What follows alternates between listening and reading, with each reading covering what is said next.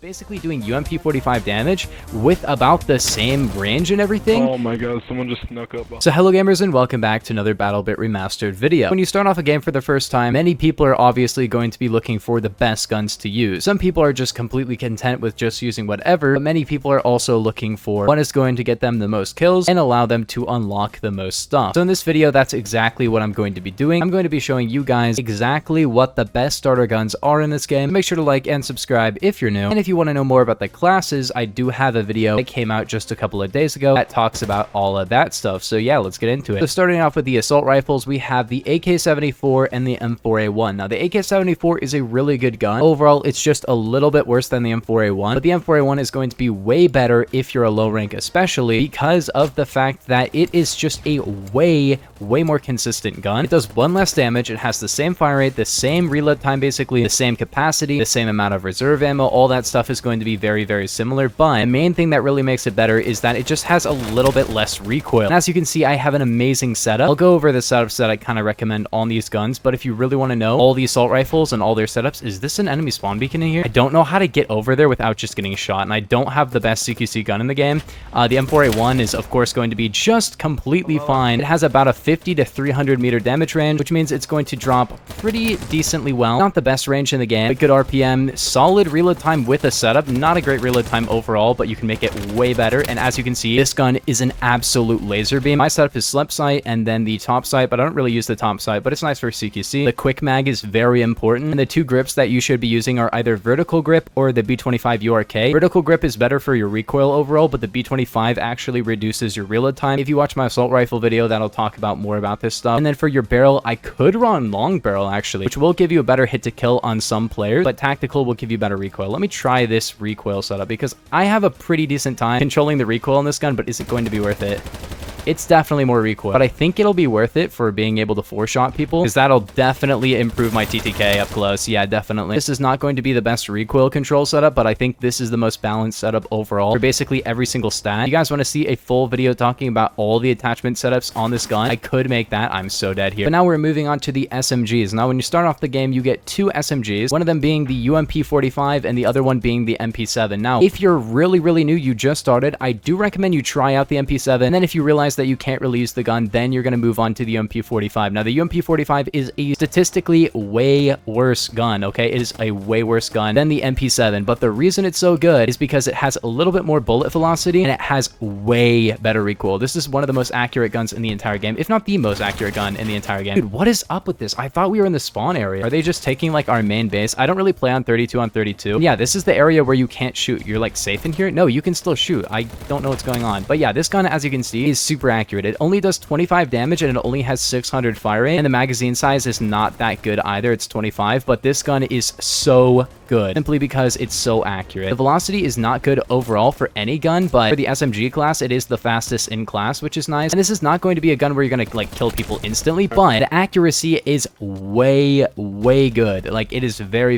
good. If you can't control recoil or you just started the game, and I highly recommend this gun, but other than that, it's really not going to be good at all. I do recommend the gun for that reason. As you can see, like, nobody can beat me in terms of like medium range, but the bullet drop, both damage and velocity wise, is not very good. So it's not going to be as good as you kind of expect it would be over range, which is really unfortunate, but I think it really balances the gun out because it has an effective range despite being so accurate. Then let's talk about the MP7. Now, the MP7 is really good, way better than the UMP. The only issue is that it does have quite a bit of fire rate and a little bit more recoil. And this is with about an 80 kill setup. Not an amazing setup. I don't really use this gun as much as I run the M4 because the M4 is so good overall, but this gun is considerably better than the M4 when it comes to CQC because this little PDW has a fire rate of 950 and it still does 25, so it's basically doing UMP45 damage with about the same range and everything. Oh my god, someone just snuck up. But it has an extra 350 RPM, which makes it super good. So that's why it's so incredibly good. It does more damage than the Vector. It doesn't fire as quickly as the Vector, but this is almost as good as the Chris Vector. But of course,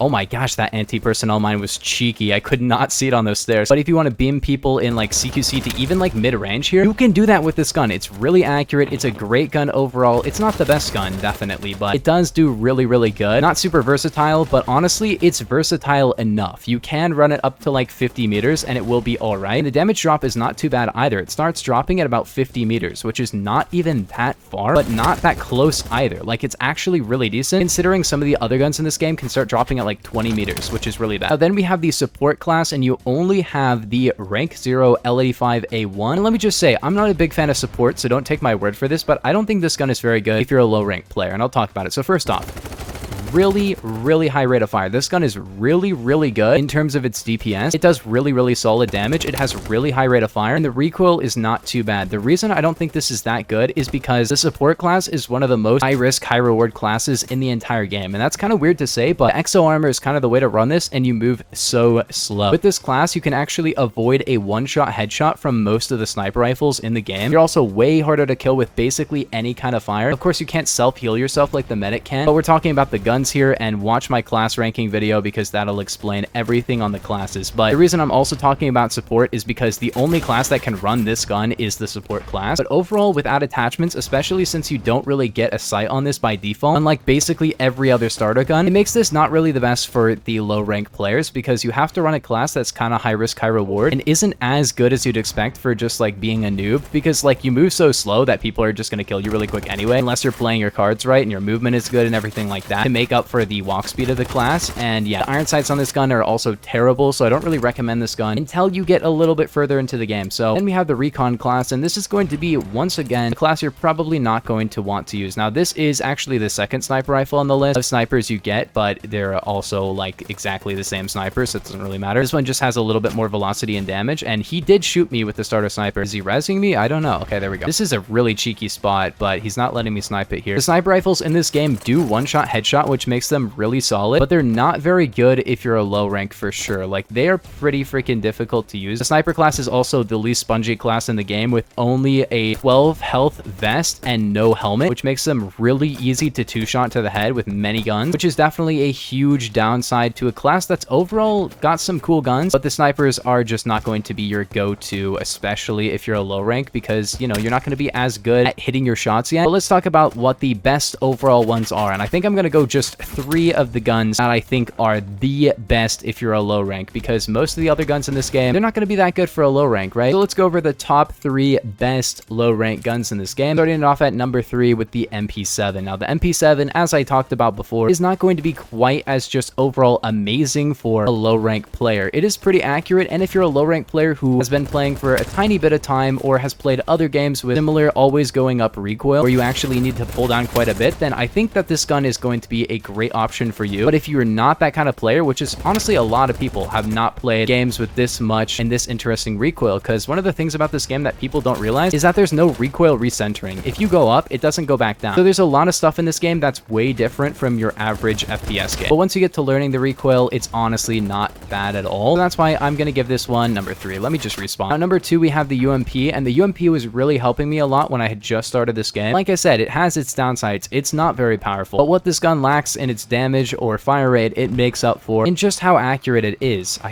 Is this an enemy spawn beacon? Where is this spawn beacon? I need to kill this.